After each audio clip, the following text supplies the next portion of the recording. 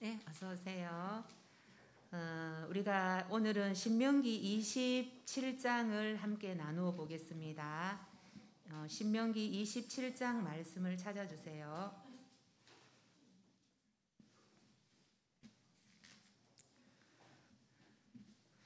우리가 어제 저기 아동센터에서 가산수피아라는 그런 곳에 갔는데 부모님들을 모시고 함께 아이들과 함께 갔었는데 또 참 즐거운 시간이었습니다. 구세군을 알리고 또 우리 센터에 있는 모습 그대로 또 부모님과 아이들과 함께 또 이렇게 즐거운 시간을 보냈는데 또 우리 센터장님 그 부모님들을 섬기는데 참 맞춤 서비스를 하는데 얼마나 애를 쓰시든지 그렇게 해서 아이들이 한 사람 한 사람이 성장하고 또 이렇게 또 구세군에서 또 아동센터에서 예배가 드려지고 하니까 굉장히 복된 시간이었습니다. 날씨도 너무 좋았고 그런 은혜의 시간이었습니다.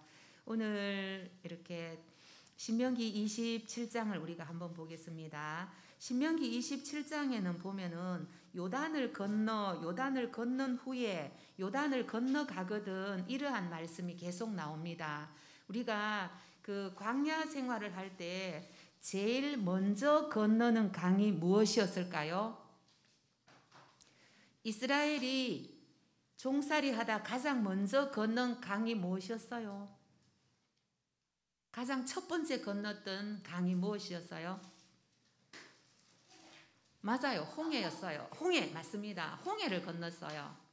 두 번째 홍해를 지나서 이제 오고 끝없이 오고 40년 가까이 왔을 때 가나안을 목전에 두고 건넌 강이 바로 무슨 강? 요단강입니다. 강을 두 번 건넜어요. 그래서 오늘 신명기 27장에는 요단강을 건넌 후에 너희가 지켜야 될 말씀을 이게 모세가 이스라엘 자손에게 전하고 있습니다. 문제 1번을 한번 볼게요. 문제 1번 우리 원로 단장님 1번 한번 읽어주세요.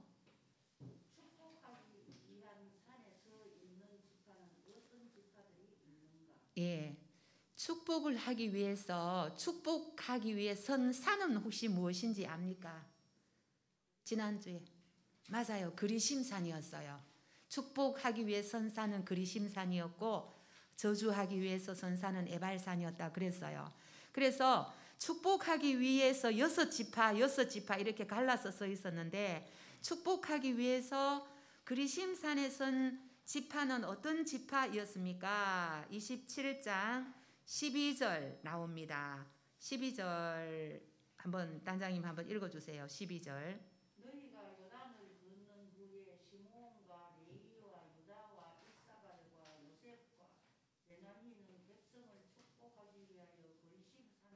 네, 시몬, 레위, 유다, 이사갈, 요셉, 베냐민 이렇게 했습니다.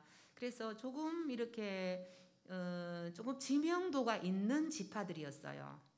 레위 지파라든가 유다라든가 그다음 요셉이라든가 이런 지파들이 그 12지파 중에서 좀 지명도가 있는 그러한 지파들이 축복하기 위해서 그리심산에 섰습니다. 그리고 2번 한번 보겠습니다. 문제 2번. 우리 현현정 부교님 2번 한번 읽어주세요. 네, 저주하기 위하여 선 산입니다. 이거는 뭐 이스라엘 백성을 저주한다기보다도 너희가 이렇게 하면 저주를 받는다. 이것을 알려주시려고 그래요. 그래서 이 저주하기 위해서 선 산은 어느 산인가 했습니다. 이거는 뭐 우리가 알죠, 그죠? 에발산이었죠, 그죠? 에발산에서 우리 지난번에 우리가 그림을 보았죠, 그죠? 이 양쪽 산에 이렇게 있는데 그리심과 에발산이 이렇게 있었는데 그 이쪽 편에 6지파, 이쪽 편에 6지파 써서 축복과 저주를 했는데 사실은 이제 저주가 27장의 11절부터 에발산에서의 저주가 나옵니다. 거기 요거는 저주하기 선산은 에발산이었고 그 다음에 저주하기 위해서 서 있는 6지파가 어디에 나오느냐 하면은 13절에 나옵니다. 우리 13절 다 같이 한번 읽어볼까요? 루벤과 갓과 아셀과 스불론과 단과 납달리는 저주하기 위하여 에발산에 서고, 이렇게 했습니다. 그래서 6지파는 축복하기 위해서 이스라엘 백성이 이렇게 하면 축복을 받는다, 또 저주하기 위해서 이렇게 하면 저주를 받는다, 이렇게 해서 에발산에 섰습니다. 자, 그러면 여기서 이렇게 저주와 문제 4번 한번 주세요. 4번, 3번은 지나가고 아까 했고 그 다음에 4번 보겠습니다. 4번 뒤에 신홍기 부교님 4번 한번 읽어주세요.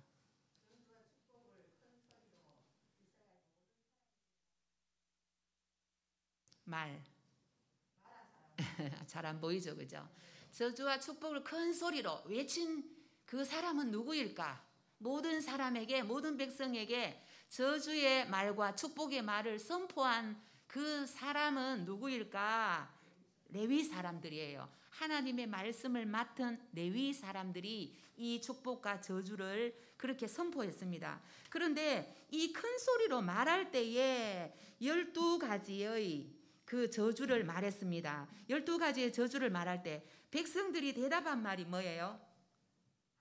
아멘 할지니라. 맞아요. 백성들은 이 저주의 12가지 저주의 말에 모두 다 아멘 할지니라 말했습니다. 대답했습니다. 아멘으로 그것을 받아들였습니다. 그래서 이 12가지 저주의 내용에는 어떤 것이 들어있나 하면은 공동체에 피해를 주는 내용이 주로 들어있습니다. 우상을 숭배하지 마라, 음행하지 마라, 이웃을 해하지 마라. 이것이 12가지에 들어있는 내용입니다. 이것은 오늘날도 유효하죠, 그죠? 공동체에 피해를 주고 하나님을 경홀히 여기는 이러한 일들을 할 때 너희가 저주를 받는다, 이렇게 세워졌습니다. 그래서 그러한 축복과 저주가 있었을 때 백성들이 모두 그 말에 아멘으로 화답을 했습니다. 우리도 선포되는 모든 말씀에 아멘으로 화답하기를 원합니다. 네, 그래서 그러면 그 다음에 5번 보겠습니다. 문제 5번. 남은영 부교님 5번 한번 읽어주세요.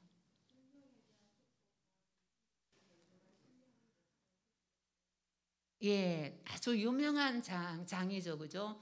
순종하면 축복하고 불순종은 저주다. 이렇게 할 때 이것이 신명기 몇 장에 기록되었느냐? 뒤에 있습니다. 신명기 28장의 내용입니다. 신명기 28장 축복과 저주의 장인데 1절부터 14절까지는 순종하면 복을 받을 것이다, 이가 이제 있고 15절부터 68절까지는 너희가 불순종하면 저주를 받을 것이다, 이렇게 되어 있습니다. 이것이 좀 반대로 되었으면 좋을 텐데 저주가 훨씬 더 많습니다. 이렇게 해서 하나님이 너희들이 이렇게 할 때 복을 받고 이렇게 할 때는 저주를 받는다, 이런 것을 우리가 이것을 분명히 이 28장의 말씀은 우리가 알아야 돼요. 그래서 이 28장의 전체적인 말씀이 바로 28장 1절 말씀입니다. 이 완전히 본론에 해당되는 말씀을 우리가 신명기 28장 1절 한번 다 같이 읽어볼까요? 같이 시작. 내가 내 하나님 여호와의 말씀을 삼가 듣고 내가 오늘 내게 명령하는 그의 모든 명령을 지켜 행하면 내 하나님 여호와께서 너를 세계 모든 민족 위에 뛰어나게 하실 것이라. 네, 이것이 신명기 28장에 있는 그 조건절입니다. 뒤에 아까 그 8번에 보면 조건문인데 이 말씀은 네가 요 말씀을 듣고 그 명령을 지켜 행하면 하나님께서 너를 세계 모든 민족 뛰어나게 하실 것이고, 네가 이것을 이 하나님 말씀을 거부하고 불순종하면은 너희가 저주를 받을 것이다. 이렇게 이제 조건절이 붙은 것이 바로 신명기 28장의 말씀입니다. 그 다음에 6번 한번 보겠습니다. 6번 우리 김일수 부교님 6번 한번 읽어주세요.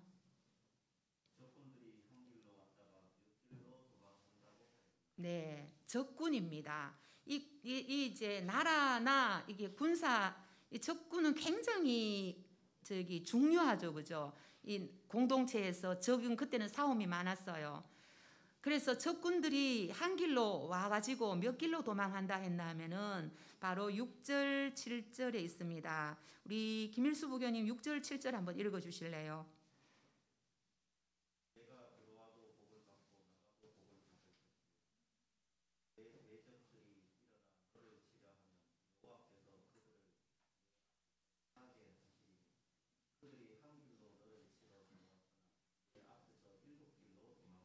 아멘. 그래서 여기는 군사적인 승리를 약속합니다.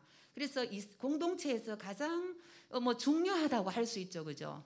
군사적인 승리를 하나님은 약속하셨습니다. 이것은 오늘날 우리 개인으로 볼 때는 우리를 해하려고 온 마귀가, 우리를 넘어뜨리려고 한 마귀가 한 길로 왔다가 우리가 하나님 말씀에 순종하면 몇 길로 도망한다고요?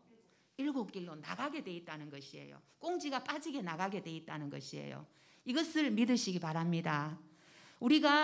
마귀가 우리를 해하려고 왔을 때, 또는 그 이스라엘이 여기 공동체 군사적인 이제 군사가 쳐들어왔을 때, 우리가 하나님께 순종하고 하나님께 엎드린다면 그 적군들이, 마귀가 한 길로 왔다가 7길로 산산이 도망가는 것이라는 것입니다. 그래서 우리가 하나님께 순종하는 것이 결국은 마귀를 이기고 승리하는 비결인 줄 믿습니다.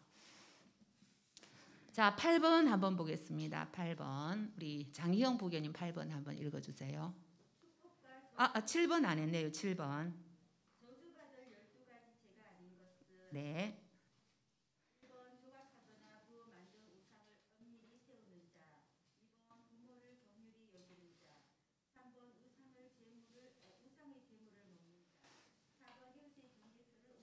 네, 여기서 정답은 무엇일 것 같아요? 맞아요. 생각할 때 맞아요, 단장님. 생각할 때 3번이 우상의 제물을 먹는 자는 저주받은 죄는 아니에요. 이제 하나님 앞에 불순종하는 건데, 여기서 조각하거나 부어맞은 우상을 은밀히 세우는 거, 여기서 저주받을 죄 중에 한 가지가 부모를 경홀히 여기는 자예요. 정말로 부모를 경홀히 여길 때 저주를 받는다 그랬어요. 그 다음에 4번에 보면 이웃의 경계표, 이렇게 그때는 땅이 이렇게 우리처럼 측량할 게 발달이 안 됐으니까 이렇게 어떤 목표물을 세워가지고 땅을 이렇게 구분했는데 그것을 옮기는 자는 저주를 받는다, 이렇게 했어요. 그래서 3번이었고요. 그 다음에 아까 우리 8번 한번 띄워주세요. 8번은 축복과 저주에 흐르는 조건문이 있어요. 아까 신명기 28장 1절에 말씀했던 것처럼 이 축복과 저주에는 반드시 조건이 붙어요. 네가 하나님 말씀에 순종할 때 축복을 받고 불순종할 때 저주를 받는다. 이것이 조건절입니다. 이것을 우리가 분명히 기억해야 됩니다. 그 다음에 9번 한번 보겠습니다. 넘어가서 우리 신기순 부교님 9번 한번.